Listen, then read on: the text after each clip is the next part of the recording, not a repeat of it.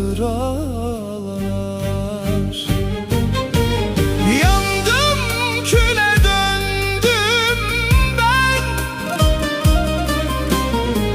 Kimse duymadı sesimi. Bir ömür eksik yaşadım.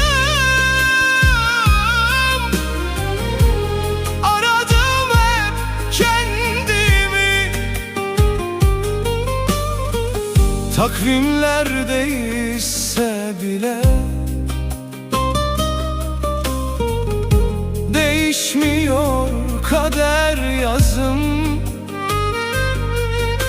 Güneş doğsa ne faydası var? Bitmiyor içimde ayazım.